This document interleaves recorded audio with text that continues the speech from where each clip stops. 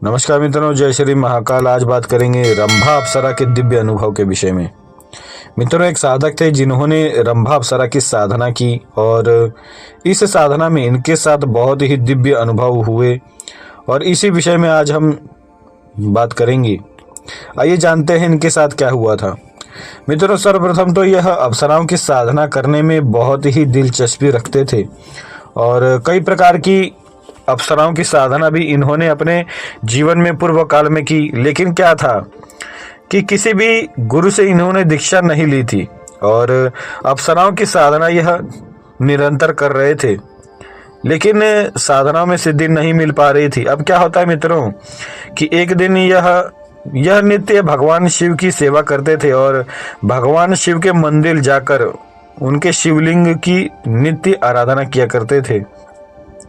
अब क्या होता है कि जिस मंदिर पर यह नित्य जाते थे उसी मंदिर पर एक सिद्ध साधु बाबा आते हैं और वह साधु बाबा इनके विषय में संपूर्ण जानकारी इन्हें देते हैं कि तुझे अप्सराओं की साधना करनी है, लेकिन तुझे सिद्धि नहीं मिल रही है। इस प्रकार से बाबा के कहने पर इन्हें बहुत ही आश्चर्य होता है और इसके बाद मित्रों यह बाबा से यह पूछते हैं कि बाबा, मुझे दीक्षा आखिर कैसे मिलेगी और मुझे सिद्धि कैसे मिलेगी। इसके बाद क्या होता है मित्रों कि बाबा कहते हैं कि तुझे सर्वप्रथम तो किसी गुरु से दीक्षा लेनी पड़ेगी और तभी तुझे सिद्धि प्राप्त होगी। अब इसके बाद क्या होता है मित्रों कि यह उस बाबा से कहते हैं कि बाबा, मुझे उर्वशी अप्सरा के मंत्र की दीक्षा दे दीजिए। और इस प्रकार से जब यह कहते हैं मित्रों तो वह जो बाबा थे वह कहते हैं कि मेरे पास उर्वशी अप्सरा का मंत्र तो नहीं है, लेकिन रंभा अप्सरा का दिव्य और सिद्ध मंत्र मेरे पास है और मैंने स्वयं रंभा अप्सरा को सिद्ध किया है। तो तुम चाहो तो मैं तुम्हें रंभा अप्सरा का मंत्र दीक्षा दे सकता हूँ। अब क्या होता है मित्रों कि इस प्रकार से बाबा के कहने के बाद यह रंभा अप्सरा की मंत्र की दीक्षा उन बाबा से ले लेते हैं और साथ ही साथ वह बाबा अपने सिद्धियों के माध्यम से इनके शरीर पर एक प्रकार से शक्तिपात करते हैं और उस शक्तिपात के कारण इनका जो आज्ञा चक्र था वह आप कह सकते हैं कि आधा जागृत हो चुका था और इन्हें अपने आज्ञा चक्र पर बहुत ही तीव्र स्पंदन महसूस हो रहा था। अब क्या होता है कि यह अपने घर पर आते हैं और कुछ दिनों के बाद किसी उत्तम समय पर यह रंभा अप्सरा की साधना आरंभ करते हैं और साधना आरंभ करने के बाद मित्रों क्या होता है कि 6-7 दिन की साधना बीत जाने के बाद इनके साथ बहुत ही विचित्र अनुभव होते हैं। सर्वप्रथम तो इनके साथ 6-7 दिन तक कोई भी अनुभव नहीं होते, केवल इनके आज्ञा चक्र पर इन्हें तीव्र स्पंदन होता है। अब क्या होता है मित्रों की साधना काल के 7वें दिन रंभा अप्सरा इन्हें प्रत्यक्ष दिखने लगती है। इन्हें यह दिखता है कि कोई सफेद आकृति की देवी है जो कि इनके साधना स्थल पर सूक्ष्म रूप में यहाँ से वहां भटकती है, जैसे कोई हवा हो और हवा यहाँ से वहां घूम रही हो। इस प्रकार से इन्हें दिव्य दृष्टि के कारण दिखने लगता है और इस प्रकार से दिखने के कारण इन्हें बहुत ही आश्चर्य होता है।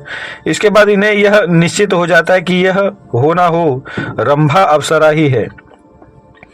इसके बाद मित्रों क्या होता है कि यह अपनी साधना और भी तीव्रतम रीति से आरंभ कर देते हैं और भी साधनाओं में मेहनत करने लगते हैं, मंत्र जप अपना बढ़ा देते हैं। और इसके बाद क्या होता है मित्रों कि 10 दिन तक इसी प्रकार इनके साथ अनुभव होते हैं और 10 दिन के बाद मित्रों एक दिन क्या होता है, अचानक से रात्रि में यह मंत्र जप कर रहे थे और उसी समय रंभा अप्सरा अपने दिव्य स्वरूप में इनके सामने प्रकट होती है।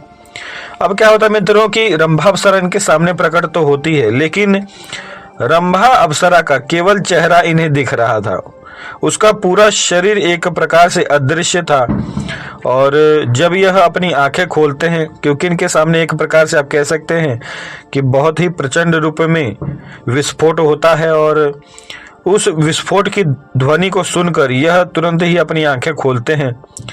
लेकिन अपने सामने जब यह देखते हैं तो रंभा अप्सरा का केवल चेहरा ही इन्हें दिख रहा होता है। तब यह उस देवी से पूछते हैं कि हे देवी, मुझे आपका केवल चेहरा ही क्यों दिख रहा है, मुझे आपका पूरा शरीर दिख नहीं रहा है।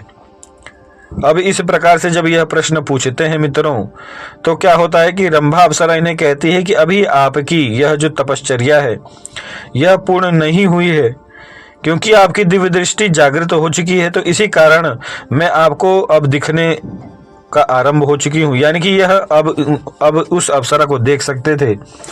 और क्योंकि जब बाबा ने इन्हें शक्तिपात किया था तो उस समय इनका जो आज्ञा चक्र था वह आधा ही जागृत हुआ था, लेकिन रंभा अप्सरा की साधना करने के दौरान इनकी जो आज्ञा चक्र की शक्ति थी वह पूर्ण रूप से जागृत हो चुकी थी, और इसी कारण से इन्हें रंभा अप्सरा का केवल चेहरा ही दिख रहा था।